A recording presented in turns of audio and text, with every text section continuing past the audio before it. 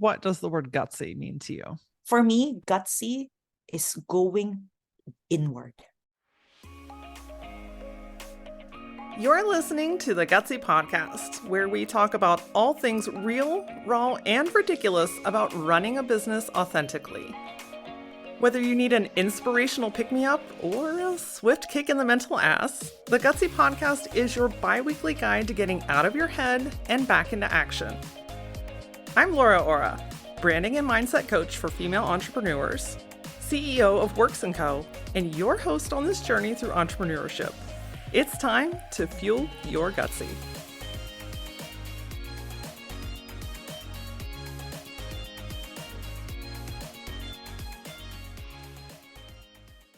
Do you ever feel like there's something that you want to do or say, but then you fight yourself?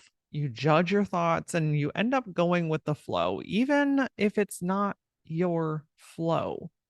This leads to an important question that came up today in asking, what are you tolerating?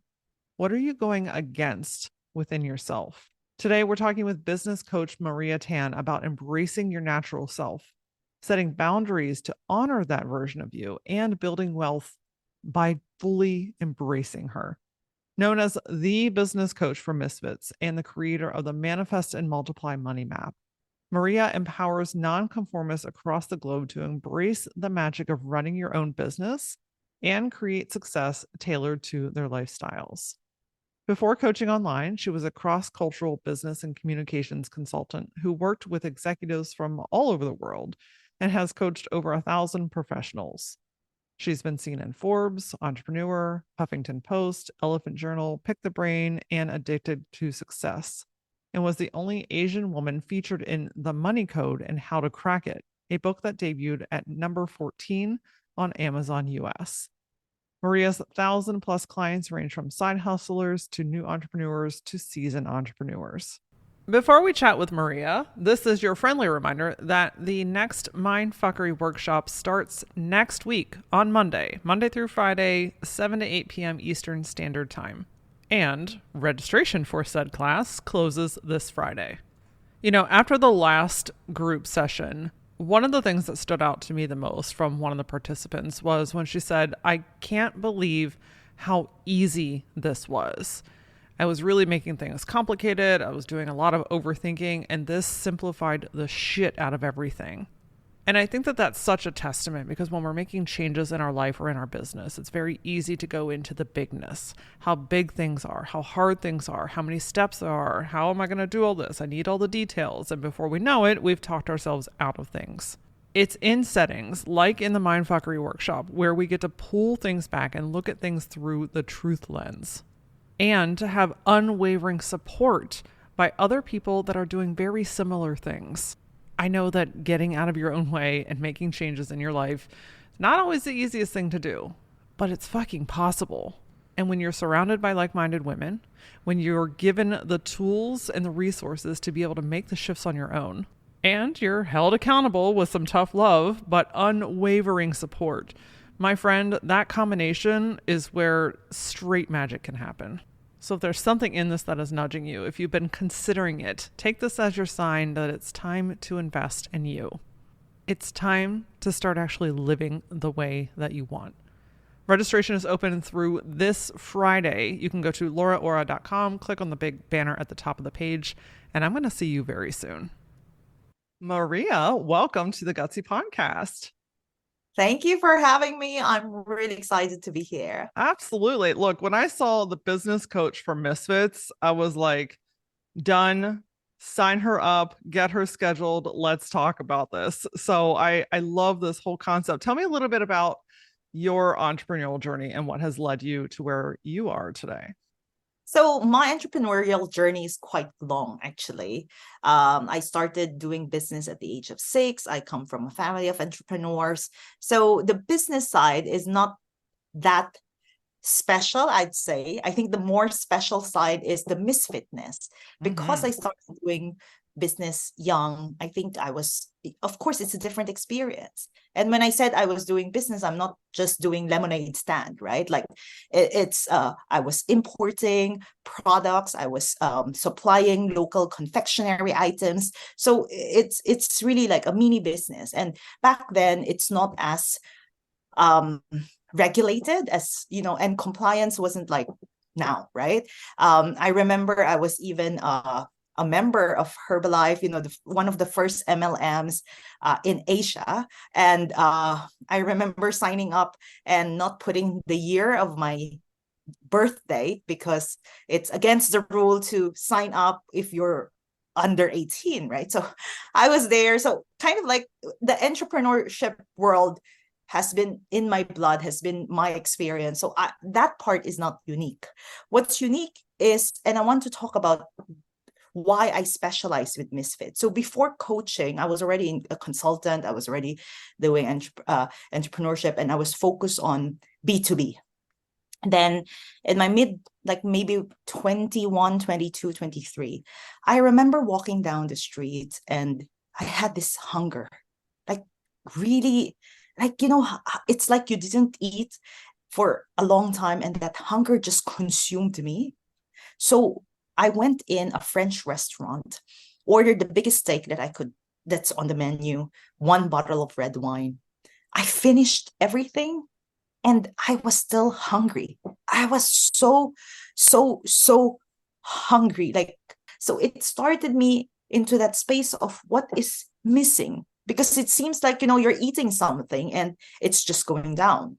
So I started SWOT analyzing my way out of these things, because again, I'm from consulting, I'm quite smart, and it kind of like broke my mind, like literally, like why would I be feeling like this? What's I'm not unhappy. I mean, what's wrong? Like, that gap, that hole, that void. And I'm sure if you are living in 2023 and you are listening to podcasts like this, I'm sure you've experienced that, right? Like there's something that's missing.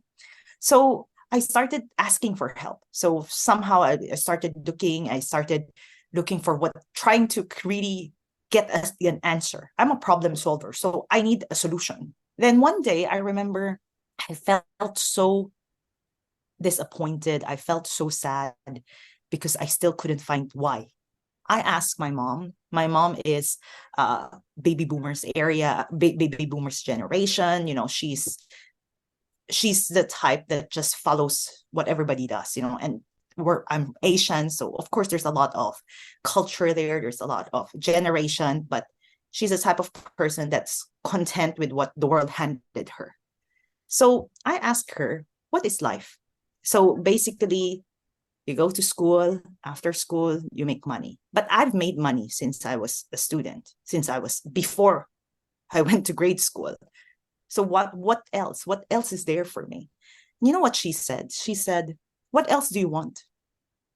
And when I heard that, for a split second, I thought, if this is life, I'd rather die. There's no point, right? Like there's nothing that life could offer me now. If it's the same thing, I've made money. I've had a job. I wouldn't say I'm not happy. I wouldn't say I'm disappointed. It's just something is missing. As I was, in that split second, so many things can happen. And all these thoughts just went into my mind. And I just kept thinking, suddenly I heard a voice that said, there's another way. And somehow that voice, whether that's God, that's universe, but I heard that very strong voice that kind of like shook me up, like stop those train of thoughts, right? Like kind of like shook me up, and it made me think, yes, maybe there is another way. So I was Googling. That time I was living in Taipei, Taiwan, where it's mostly Mandarin speaking, a small population speaks in English. So I was Googling like English speaking therapists, and somehow I found a coach, an expat, a German lady. So we kind of like got clarity about who I am, what I want, and kind of like it started there. And my exposure to coaching wasn't actually me coaching, mostly me helping coaches, because I was so amazed by how those 3 sessions pretty much changed my life, right? In 3 sessions, I understood what was missing, what's wrong, like all that. Because remember, I was SWOT analyzing my way out of that. I would buy, and then this is like back then. So I'd buy this cardboard, go to the bookstore, buy this cardboards, and like the thinner whiteboards. I put Yep. them all next to each other, and I put all, like every each one has a SWOT. Like I was really SWOT analyzing my way out of that, and I just couldn't find the answer. So it really blew my mind how coaching helped me in 3 sessions. So I wanted to spread the word, and I was really doing like events and market development, like business development for different coaches in Taipei. And then, the one thing, and I think you would resonate with this, and maybe a lot of our listeners too, the one thing that I hate in life is when people don't walk their talk. I really hate it. Like, I'd rather you tell me I just care about money than you tell me you care about me, but actually don't. So, Right. so anyway, like, I think working with those coaches, it really pissed me off somehow. I felt like they're inauthentic, they're racist, because I'm Filipina. So I was there also as a foreigner. I was young, and all the stereotype, the bias, the prejudice that I experienced, even because I was an entrepreneur quite young, right? So of course I've already had different kinds of prejudice and bias. But coming from people who tout themselves as ethical marketing, ethical sales, whatever, ethical leadership, and all these buzzwords, it really pissed me off. Especially, you know what? I just thought, I'm not going to help someone sell more of their offers and services and make someone else feel shitty. If they can make me, if they do that to me, to someone who's bringing them clients, like I'm like their life bread, right? Like that's so for me, that's when I realized, you know what, I'm not going to do that. If I want to do coaching, I can be a coach myself. I'd rather help other people actually do what they want to do than help people who make me feel bad. So Absolutely. from consulting, that's when I moved to coaching. And I back then I had a consulting company in Taipei, and my business partner had a stroke, but it kind of like that triggered me to think, no, I'm not, like, it can kind of like open me up to other possibilities, I think, for myself. I mean, of course there was still some things in the middle, but that kind of like made me think, you know what, I'm not going to do that. I'm not going to work with people who make me feel bad. And the worst part is they are making me feel bad because they are telling me that, I use manipulative sales tactics, etc., etc., etc. And pretty much for me, what do you mean? This is business. Like, you want more sales, you want more customers, then we need to do this, right? It's not manipulation, it's business, it's marketing. So I think that was like, that opened me up to going online. I started, when I went online, actually not as a business coach, because remember, I came from depression, and working with those coaches, I just thought, you know what, people always say they want to do business, or they want to go into entrepreneurship, but it's an escape. They don't really want to be business people. They just want to have the freedom to call themselves bosses. So when I started online, I first positioned myself as a spiritual coach, and really helping people. It's actually the same, own their magic, and of course, like, the business part would naturally follow, because that's who I am. I'm a problem solver. If I hear a person tell me that's what they want, of course I will help them. So in 2019, I was working with a coach, and she said to me, "But Maria, basically your target audience are entrepreneurs." And I thought, yeah, that's a good point. And I thought, well, people who would be attracted to me will be people who are more spiritual, more different, more misfit, quote unquote, right? Like, who would, again, this was 2019. There's not a lot of people that look like me in the coaching space online. So, people that will will choose me over what they're used to, is already someone who likes something different. So I thought, who am I my whole life? A misfit. But what made me be okay being a misfit is because I've always known how to monetize. So in my family, even though I come from a very conservative culture, very Asian culture, I was always speaking up. I was always rocking the boat. Like, I would go into fights with people, especially if I don't agree with what they say. But my family, quote unquote, tolerated me because I was able to monetize. Like, never in my, I remember when I was young, I'd think if my mother's going to throw me out of my house, I have enough money to go to rent a place. Like, that's always been just in, those thoughts of like, in case my, maybe I said something in school, I'm worried, oh my God, maybe my teacher is going to call my mom, something like that. Like, and I studied in a very Catholic school, one of the most conservative Catholic schools in the Philippines. So yeah, I'm already very infamous with everybody because I speak up. I say what I don't agree with a lot of things. I question, and I mean, it's not already normal. And I mean, back then, like let's say in the 90s, it's not normal everywhere else, much more in Asia. So much more in a Catholic school.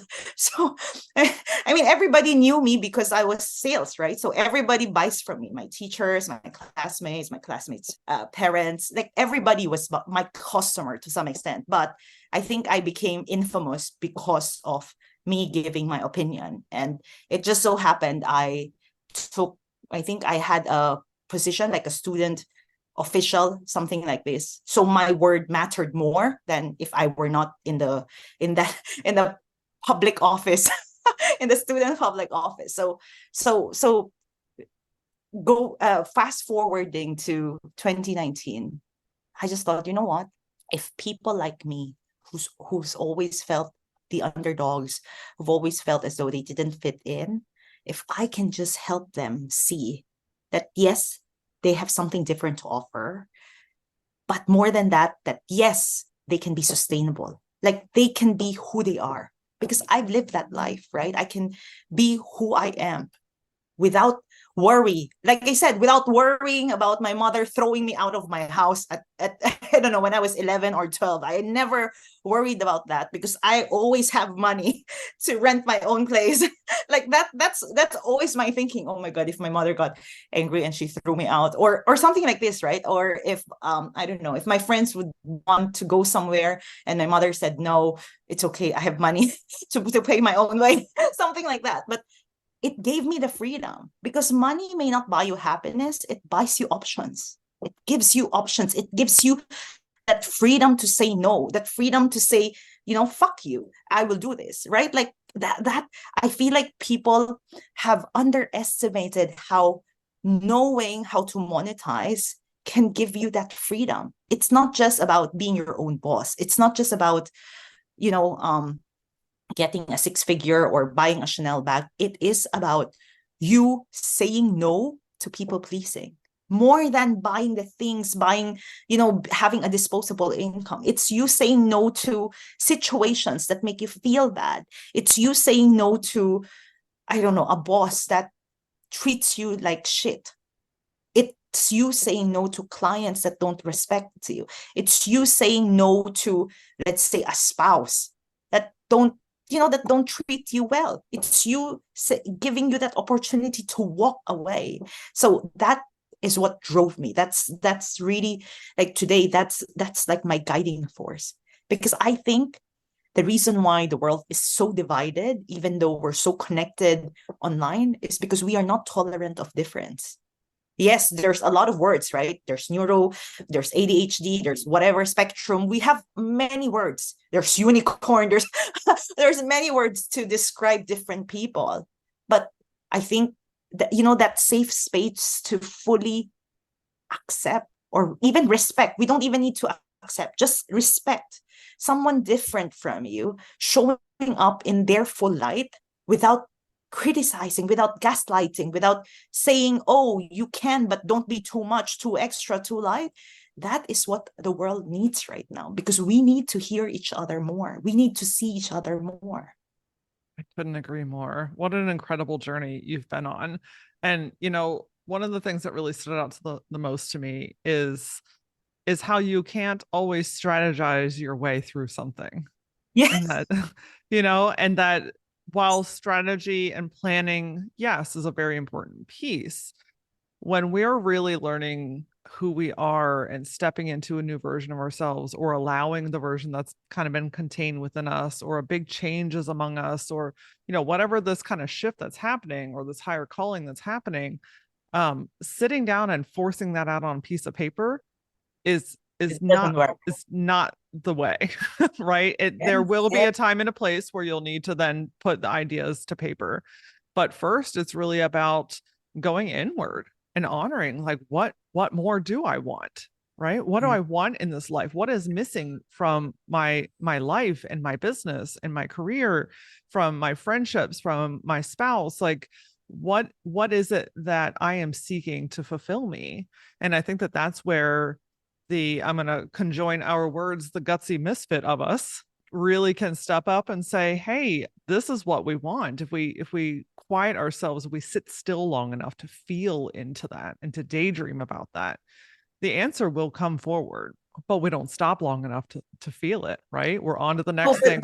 We're checking through the boxes, we're going through the motions, we're in the routines. I think, yes, some people, like, I think there's a part, I think knowing what we want with all the coaching trends right now, with all the self development, I think this one is already, like, more or less people have ticked this box. But I think owning what we want, that's not easy for a lot of people. Yeah, that's the next step though. Like, first we have to acknowledge what we want, Yes. and then that's when fully embracing who that Yes. person is. And I know that a lot of people experience this, and I would love your take on it. It's like, okay, now I know that this part of me, now I know yeah, I am a bit of a natural misfit. Yes, I like to do things differently, or maybe I want to make a change that's unconventional, or maybe I'm just accepting that I do things differently. There's often a lot of hesitation though with people pleasing and concerns of what Yes. other people are going to think, and like, oh, this is untraditional. So what do you suggest to people that are like, I know that there's something different, but I'm afraid to let that out in the world? Okay, this is where we might be different with this, but this is where I feel you need to now put it all in paper. Because, like I said, I'm all about the boundary, like that intersection of boundary, wealth, and authenticity. So for me, if you know who you are, then there is some kind of boundary already. You know where the line begins and where the line ends, where Maria begins and where Maria ends, right? But to fully activate the authenticity, you need to quantify that. Meaning, you cannot say, oh my God, you know what I hate about myself is I'm a people pleaser. If you're a people pleaser, then you need to please the world in a different way, Mm. because otherwise you will always want to have it. Let's say you're a person who really thrives when things are stimulating, and you try to say, oh, but everybody's saying we have to have self-care, so I'm going to bubble bath my way. You know what will happen? You will be depressed often, because if you're a person who thrives in stimulation and suddenly you take that out of you, what happens is your body will create stimulation. So your mind will try to think so many things, because it needs that kind of stimulation there. So I often tell people, if you're a natural problem solver, you need to solve bigger problems. Otherwise, it's so natural for you to solve problems that whenever your friend Joe, Mary, Kate calls you and say, hey, I have a bad day and shitty day, you're going to naturally want to solve that problem, even though your friend on the other line, they're not interested. They're just venting. And then you get frustrated because, oh my God, I listen. I gave all my advice. My friend didn't listen. My friend didn't follow. And then you feel guilty. Then after you feel guilty, that depletes you. You burn out. And then then you now say, this is my fault. I shouldn't be a people pleaser. I shouldn't be a fixer. But for me, that's who you are. That's about being a misfit, right? If that's who you are, you cannot deny who you are. So instead, what if we channel it somewhere else? What if instead of thinking, I'm going to solve and fix my friend's problem, let me be a coach and fix other people's problems and get paid too, And get paid to do it. right? But my point is who we are is who we are. If you're a natural peacemaker, for example, then find a way to be a peacemaker. If you're a natural, think outside the box person, find a way to monetize that. And that's what I mean by owning it includes the pieces of yourself that you judge. Because more than people, I know the first instinct or the first reaction of people is, oh, because I'm a people pleaser, I shouldn't be people pleasing. Or I think more than that, it's because we're judging ourselves. We judge ourselves for being a fixer, or for a people pleaser, for, I don't know, peacemaker, or I'm a person that's just lazy and I don't want consistency, like I don't want to execute. I'm a strategist. I like to think ideas. I'm a talker. I just like to talk. So, we judge ourselves for that. And because we keep judging ourselves, we try to be someone we're not. Like that, that nursery story, that ugly duckling. Now she's Yes. looking, oh my God, I'm so ugly. But then the ugly duckling is a swan, it's not a duck. But that's how we're now, even though you pass the part of, I know what I want, I know who I am, I know I'm different, and owning it, I think people think owning it is like changing the color of your hair. But it's not. It's about really accepting yourself that, I'm spiritual, I'm woo-woo, but I don't like unicorns. Maybe that's just who you are, right? Or maybe you're the type of person that's like, to be honest, I'm actually very fast. I pick things up quite fast. So I don't like to prepare that much. So why will you overplan? Or maybe you're the type of person that's an overplanner. You're really an overthinker. And then someone tells you, oh, but you cannot be overthinking or else you will be stuck in analysis paralysis.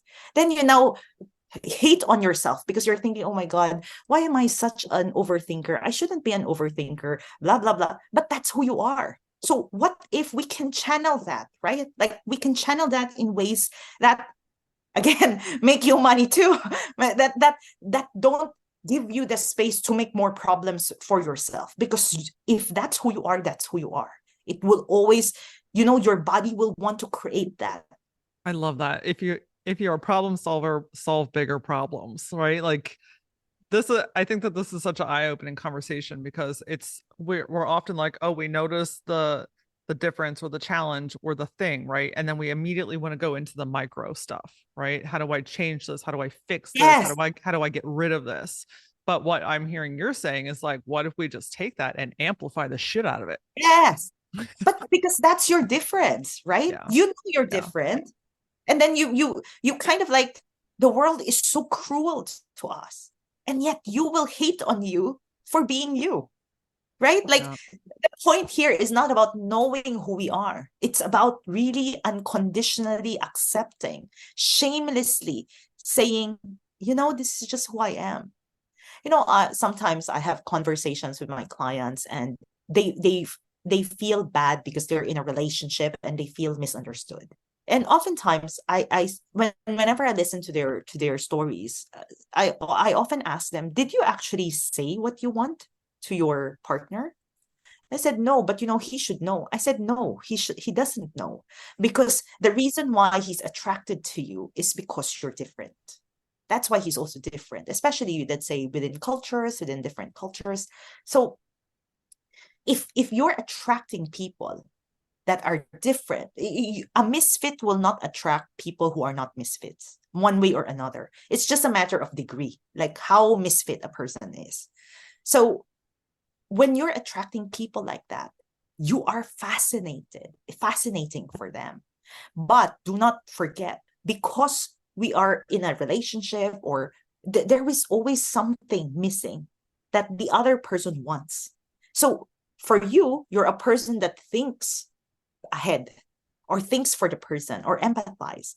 But the other person, no, you need to tell him directly. So I said, if it were me and I just want to be cuddled, I'll just say, honey, can you please just cuddle me right now and we can talk tomorrow? And it's not bad, it's direct, but it's also not mean, it's not disrespectful, it's not disrespectful to me, it's not disrespectful to my partner. It's just honest. And There's no judgment. So I feel like a lot of misfits, if there is one block, it's not people pleasing, it's self judgment. To begin experiencing the joy, fulfillment, alignment, the clarity that you are seeking in your life and in your business, you must first be willing to get still with yourself, to hear what your mind, your body, and your soul are saying, and then to give yourself permission to take action to bring that forward to you. That, my friend, is the basis of what we are covering in the Mindfuckery workshop together. Because when you can get real with yourself, understand how your mind works, reconnect with who you truly are, and then start to take messy action towards the things that you actually want instead of the things that you feel like you should, that, my friend, is where the magic starts to happen. Class starts next week. So registration is open through Friday of this week. You can go to lauraora.com, grab your seat, and I'm going to see you really soon. All right, my friends, Maria has way more wisdom to share with you. So let's get into the second half of today's episode.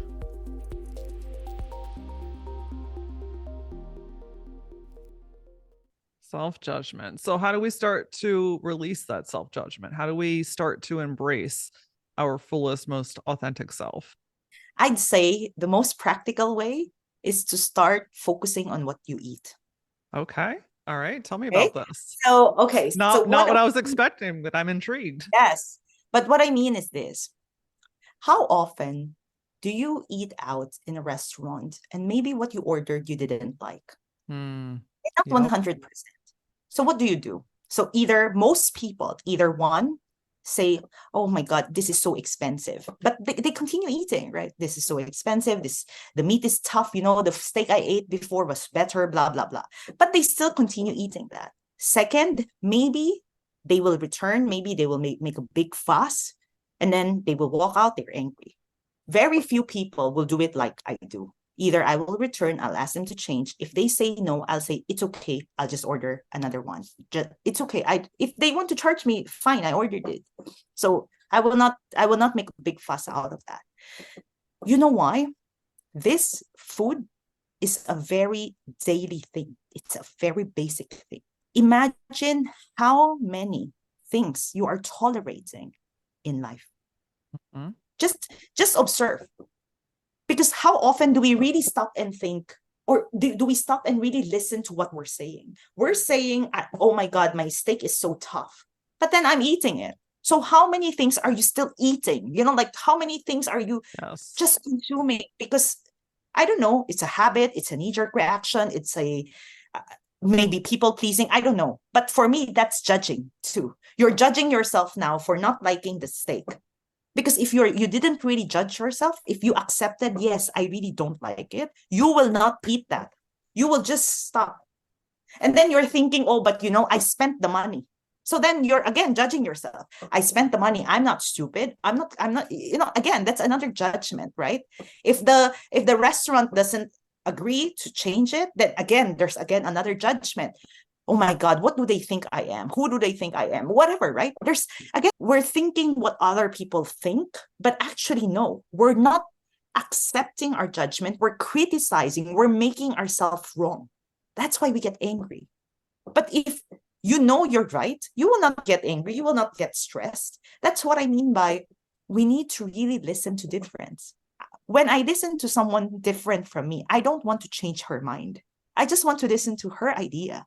Maybe at the end of this conversation we still don't agree, but that's okay. At least I got where she's coming from. But even though I get where she's coming from, I'm not going to change my mind. But I think some people now, because they want to be open, I think most misfits have this problem because we have been misunderstood our whole lives. So we try our best to understand other people. For me, understanding is okay, but then what?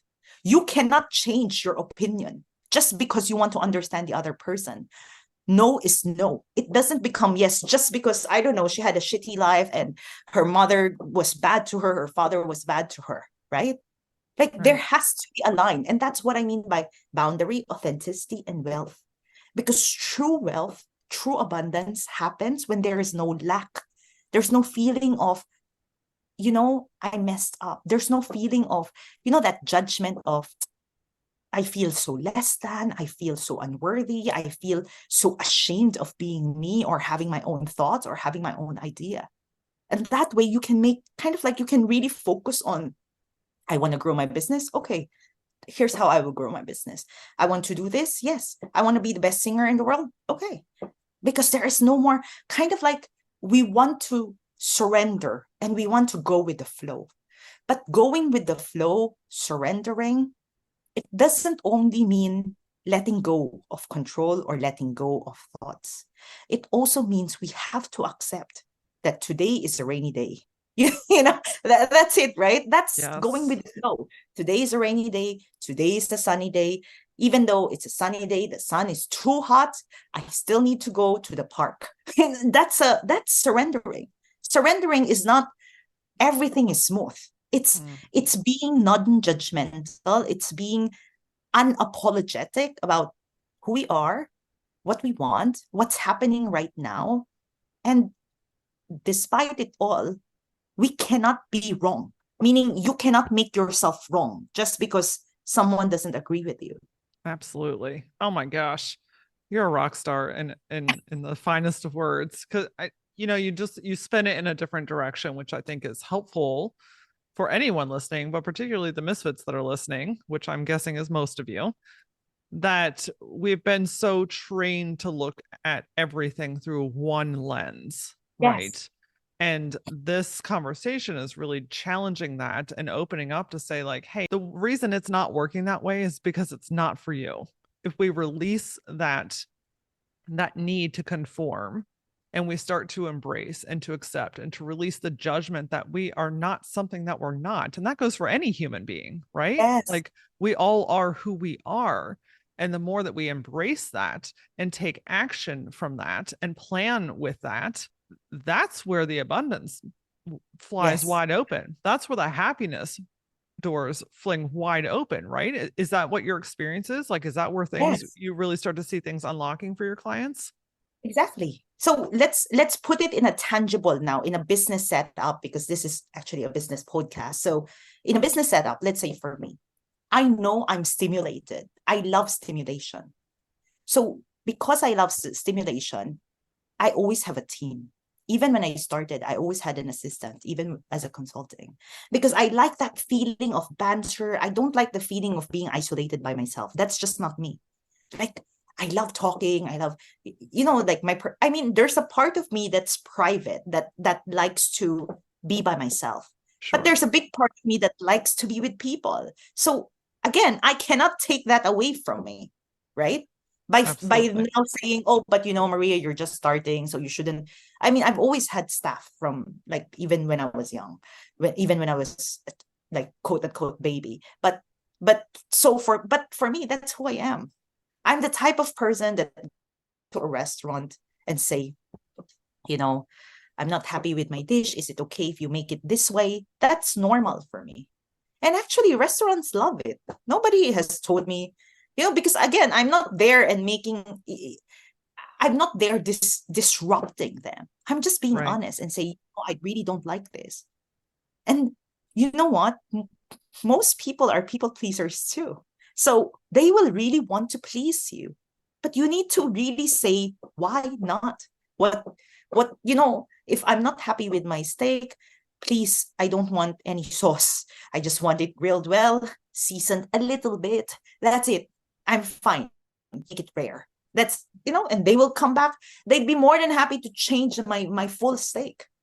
There's no like I've never had any experience with a restaurant that no one only one. I think different culture, but only one in my even when I was traveling.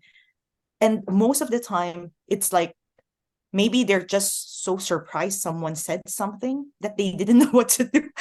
It's more of Right. that they didn't know what to do. So it's that. So on a practical level, if you're a person that will thrive with an assistant, then invest in one. Don't think that, oh, but is it being irresponsible, blah blah blah. No, because if having an assistant with you can actually keep the ball rolling for you, then do that. especially if you're a person that likes to kind of like go step one and then someone, like there are some people like that, like me. And if you're a person that doesn't want to have a full team, then you don't need a full team. Well, you can do it by yourself, right? So my point is, when you're scaling your business, when you're doing anything, when even with money, you need to know exactly who you are and how you operate. Otherwise, any kind of limitation, you will feel stuck. And then there's again lack. Then there's again self-judgment. Then when you have all that, there is no intersection of boundary, authenticity, and wealth, because you're either trying to be too authentic, trying to have a lot of boundaries, or trying to, save money and be wealthy, and you're not in the middle of that three. Yeah, it's like I found that anytime I fight who I naturally am or what my just like deep knowing is, right? Because sometimes that stuff can't be explained and it doesn't make sense to Yes. anybody other than you, but you just know that it's true.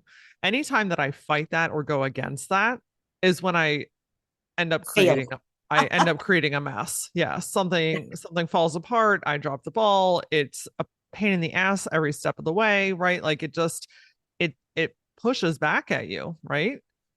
Source, spirit, God pushes back at you and it's like, nope, wrong direction. Need you to turn around and go back the other way. But then we make that mean something about us. Oh, now Yes. I failed. Now I fucked up. Yes. Now I screwed up, but then we go down that Yeah. whole rabbit hole and it's like that's the noise that we've got to stop, right? And it that we either learn something from that situation and it's always a redirection. Okay, now I know. I have more information. I have more tools in my tool belt. Let me go back on my path. Let me find where that path is again and go back inward and say, okay, oh, now I know what I really want to do in this situation. So let me give myself permission to fucking do it. Yes, exactly. Because I think, like, especially in the online space and how in the coaching space as well, like people have somehow mixed personal development, self-worth, and business. And yes, they do intersect, but it's a very small intersection. Because if you think about it, let's say what you're selling is coffee and you have a coffee shop, right?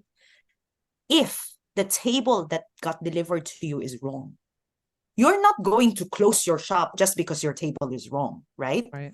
You're still going to open your coffee shop. Or let's say your cashier didn't come. Are you going to stop your coffee shop for a day because your cashier didn't come? Or let's say the coffee beans was wrong. It's not what you ordered. Or your milk is wrong. You still find a way to keep the coffee shop running. And I think as entrepreneurs, as especially in the coaching industry, service provider, we have to have that what I call the CEO mindset as well. You have to see it as a business. You're not there to validate how good you are. You're there to make money. You're there to build sustainability for yourself. You're there to give yourself the freedom to say fuck you to whatever, your 9 to 5, to people that don't believe you, whatever. You're not there to get people to validate that your decision is right. You're there to run a business. Yes, yes. And that's a perfect segue into one of my final questions today is to talk more about the money. I know that's a huge part of what you do and in your Yes. journey, building wealth, building sustainability. Um, Talk to us a little bit about that. What are some things that you recommend or take us on a little bit of a journey here? So, okay. So I see money a little bit differently from everybody. When I say build wealth, you need to, again, do it your way. So I'll give an example. Making money, having money, saving money, and multiplying money, these are all different things. And receiving money, okay? These are all different things. When you're thinking, I want to make more, what does that mean? You want to work more, right? Okay. Now, if you say, I want to have more, what does that mean? Maybe it means you want to spend less. Maybe you want to hold on to more, right? When you say, I want to receive more, that energy is different because it includes making more. It includes other people giving you more, right?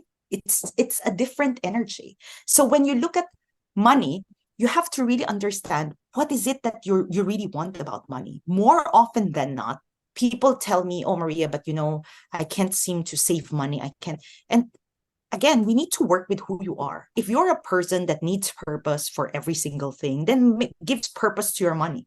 Like I said, if you're a problem solver, some people are thinker, then think better about money, right? Like, I don't know, open a trust, right? Instead of solving the problem of should I buy a small coffee or a big coffee, why don't you think about how can I set up a trust for my kids, for myself, right? Like, you can actually do research because you're an over analyzer. So analyze this, and then once you figure it out for yourself, teach other people too. It's amazing. But that's what I mean by building wealth. When you build wealth, it has to still cross that intersection of who you are and the when we say boundaries, we're talking about what works for you and what doesn't. Where does Laura start and where does Laura end? Where does Maria start and where does Maria end? You need to understand that. So me, I like making money. I like receiving money. I don't necessarily like having money. So now that I want to build up my having money, then I start thinking differently about, okay, I want to have more money. And again, it doesn't even have to do with saving, meaning, oh, should I buy one cell phone or two cell phones? It's not like that. It's more of because you're now making it part of your life, your narrative that, you know what, I want to have access to, let's say, $10,000 cash at any time. So then your mind will look for solutions that will give you that, right? But if you're focused on, I want to make more money, what will you do? You will just work harder, you will prove yourself more, maybe you will overextend yourself, and then you burn out.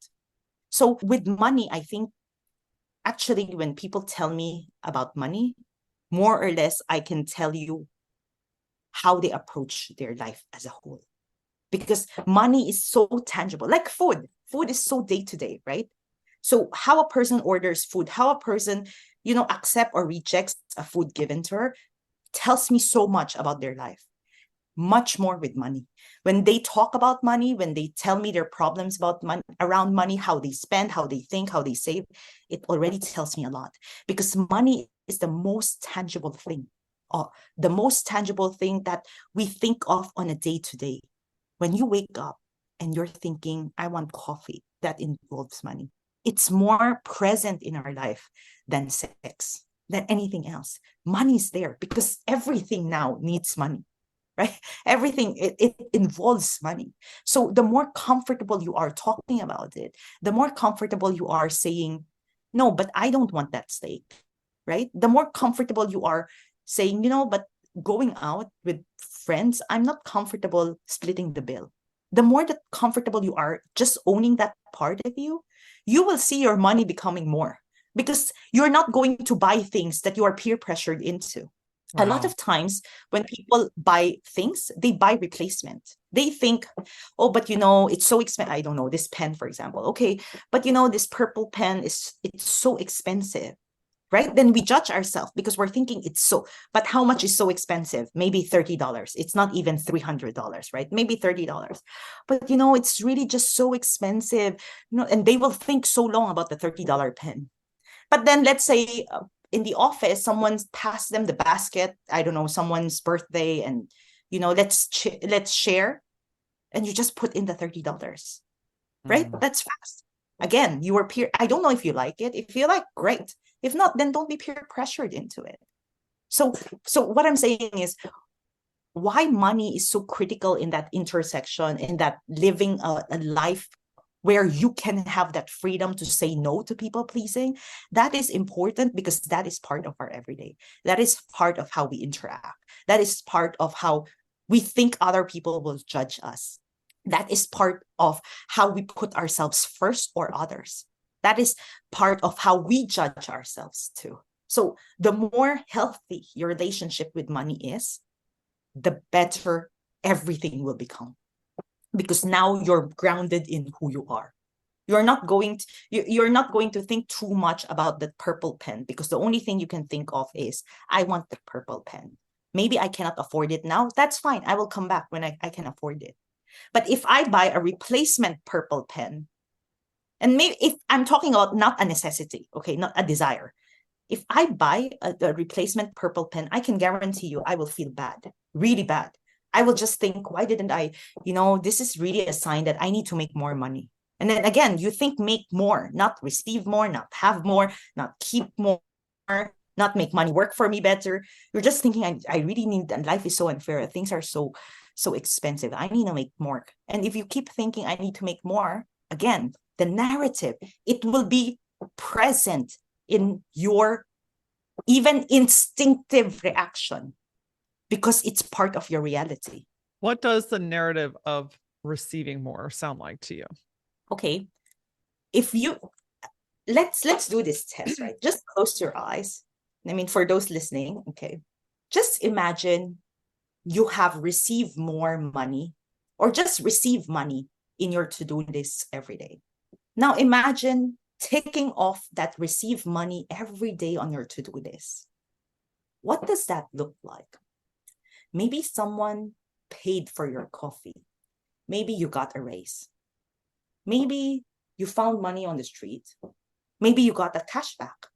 Maybe there's coupons that you didn't even realize. Maybe you have a reimbursement that you didn't see. By writing receive money in your to-do list, you make it part of your day. Now open your eyes. How does that feel? It's beautiful. It takes the pressure off. It's Yes. it's much more of a fluid energy, is what I Yes. sense. It's more fluid. It's more expanded. It's more possible too. Then make more, because make more, you will think, oh my God, I need to work harder. I want to say no to this project, but I can't because I need to make more, right? The make Yep. more, so much conditioning, has so much limitations. Well, even if you think about the word make in this context, it's about like having to do to it's about it could be even perceived as forcing or like there's some kind of Energy. action. Yeah. Yes, yeah, that There's action is energy. like forcing something to happen, and then that kind of trickles and snowballs into it, whereas the receive is like it's open energy, it's fluid energy, it's receiving energy. Exactly what it says. Stunning. Exactly. And when you put it in your to-do list, you can see receiving money quite often. Like I have money in a bank in New Zealand when I was a student there.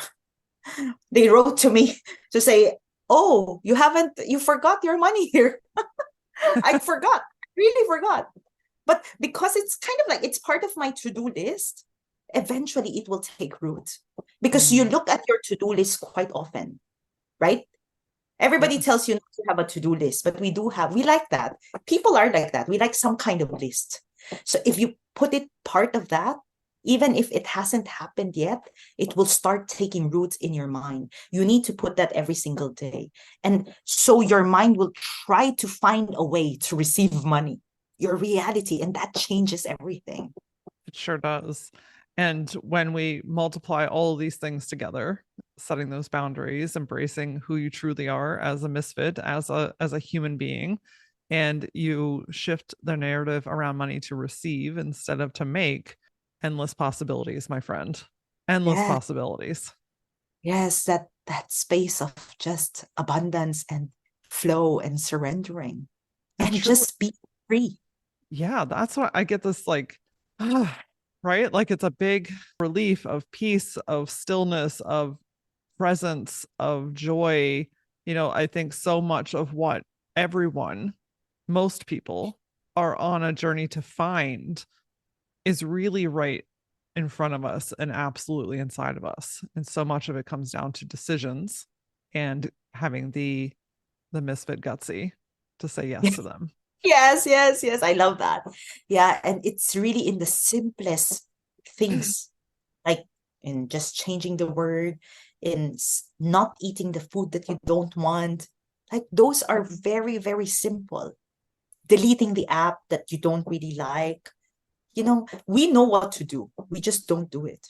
Mm, we know what to do. We just don't do it. And on that note, my friends, Maria, I want to make sure that everyone knows where to find you, get in touch with you, and connect with you. So, tell us where we can find you. My website is maria-tan.com. I have a special freebie to everyone. I have a test called the business mindset. It kind of like assesses if you are running your business like an employee or a CEO and what to do about it. So go there, maria-tan.com/CQ. I am pretty much on all social media channels with the handle at Maria_K for Kathleen underscore Tan. Wonderful. And my final question to you today, what does the word gutsy mean to you? For me, gutsy is going inward. Going inward. I love it. There's a lot to be said in there, isn't there? Yes. Yes.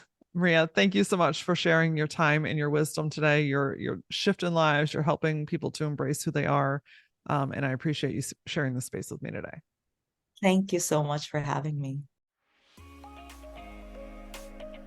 On this Thursday's Power Back episode, we're going to talk about gaining momentum. Yes, it's building that energy, getting the wheels turning, like actually feeling and seeing things moving forward. Especially if you've been in a place of stagnancy or you're just like, you know what, I am done with this shit. It is time to get things moving. Then this week's Power Back episode is directly for you. In the meantime, come get social with me. I love to have conversations with you on Facebook, Instagram, and TikTok. You can find me using @thatlauraora. And as always, until I see you next time, stay gutsy.